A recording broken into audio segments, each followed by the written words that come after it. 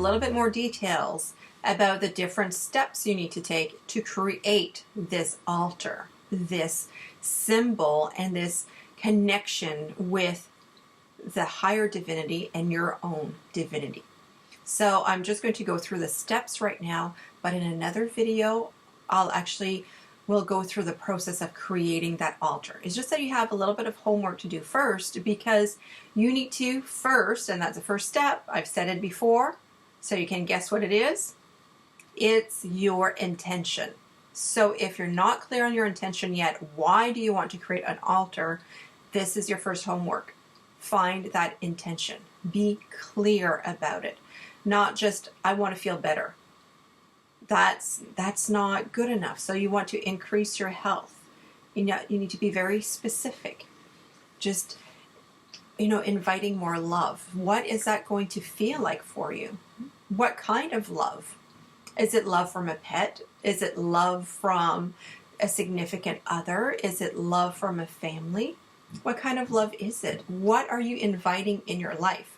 And you kind of need to know what it is that you're asking for so that you can recognize it when it does come into your life. Because otherwise, sometimes we ask for things and we don't recognize them when they come in, or it's kind of not the right thing. For instance, that's kind of a funny one, working with intention. When I was first starting my business, and that I left the federal government and a really, really good paycheck in the federal government to do this work full time, because it's my heart's desire.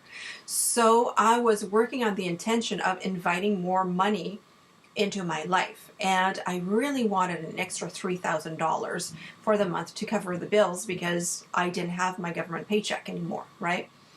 So what did I receive in the mail?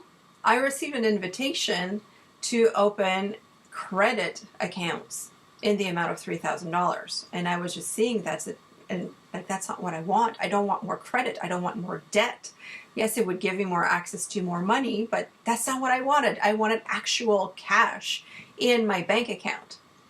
And that's when I had that light bulb moment of, okay, I don't want to just ask for more money, but I want to have a specific amount in my bank account in a certain number of days to cover X, Y, and Z, so that I can have food on the table.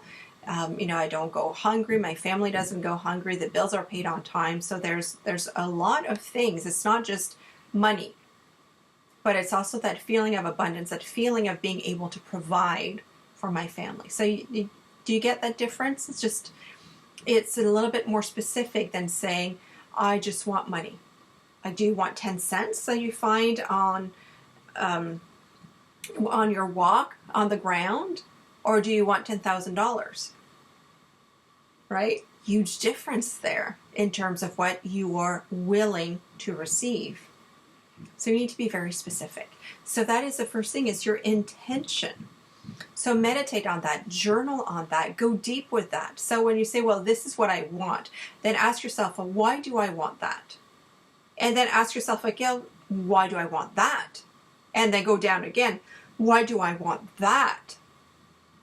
So it might take a little while, but you'll uncover that then your intention is really what you want. And as you do that, you have to be willing to eliminate things that are not for you. Sometimes we say that we have an intention, but that is an intention that is more of a should. Like, yeah, I should be healthier. Yeah, I should lose weight. Yeah, I should have more money, because that's what society tells me. That's what my family beliefs are. That's what my religious beliefs are. That's what's going on in the news right now. So there's a lot of kind of conditioned societal things going on, but maybe that's not what you really want. So you need to uncover what you really want, and you're going to eliminate everything that's not really you. Like, do you really, really, really want this? How is it going to change your life? Those are things you need to know. That's step one. Step two is that you're going to select the symbols and the tools for your altars. So you're going to look a little bit further down in the notes here, and you're going to look color association, scent association, geometric patterns association, objects that you're going to put on your altar. So look at all of those associations. And those lists that I provide with you, they're not complete at all, but it's going to give you a place to start, right? So what is it that you want to do? Do you want to increase your gift of clairvoyance, if that is one of the things that you're working on? So if you want to increase your gift of clairvoyance, what does that look like for you? So you might want to select, for instance, a white altar cloth because it's clear, or maybe a sheer altar cloth for clairvoyance. You might want to select clear quartz crystals. You might want to select any other crystals that deal with the eyes and with your forehead chakra as well. You might want to select some scents that help you be calm and centered as you develop your gifts, right? So choose everything that you put on your altar in a way that's very conscious. Don't just go rummaging and say, oh yeah, this will do and that will do. The way that you do one thing is how you do everything. So really meditate on, what does it mean for you to have this intention? What is it going to look like? What is it going to smell like? What is it that you're going to hear? And you go from there. So use the lists as a starting point, but then also use your intuition and your knowing of what that would mean for you. So that's step 2. You select the tools that you're going to place on your altar. Step 3, you're going to choose where you're going to set up your altar. So in another module, we're going to talk about the sacred directions: north, east, south, and west. So I don't want to go into too much details now, but you'll need to select a place in your house that resonates with that energy. So is this something new that you want to bring into the world? You might want to place your altar facing the east because that's where the sun rises. Is it something that you want to have in abundance? Then you might want to face the south because that's where the sun is at the highest in the sky, right? So choose where it is. And as I was mentioning earlier, you want it to be a place that is safe from kids, from pets, and from curious people who are just going to pick up things and move things around, right? Once the altar is set, you shouldn't mess with it. It should stay the way it is until the work is done. So when people come in and they pick up crystals, and they just move things around, don't panic, right? It's not the end of the world, but that just means that you'll need to reset the energy, because then the energy is not going to be as strong anymore. And if you're like me, it's going to get on your nerves, something awful. So you're going to want to resage it and reset the energy on that altar. So make sure that it's in a place that's safe.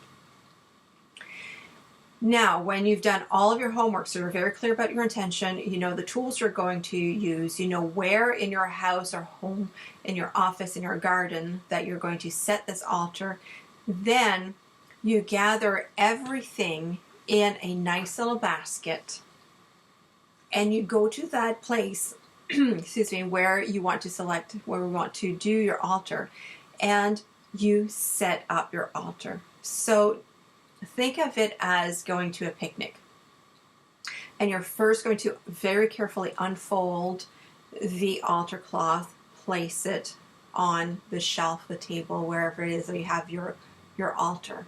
Then you're going to select everything and place it with consciousness on the altar. And you're going to say, and I am placing this crystal on my altar as a symbol of. And I'm placing this on my altar as a symbol of. So everything is placed very consciously. That's going to increase your awareness of your altar. It's going to increase that emotional and that intellectual attachment to your altar, and it's going to magnify its energy for you. Once you've set up your altar, it's time for it to activate it.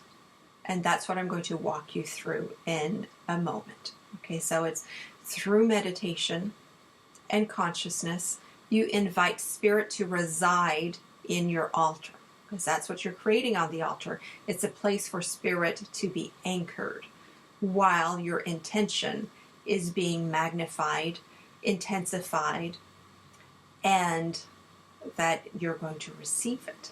It becomes manifest.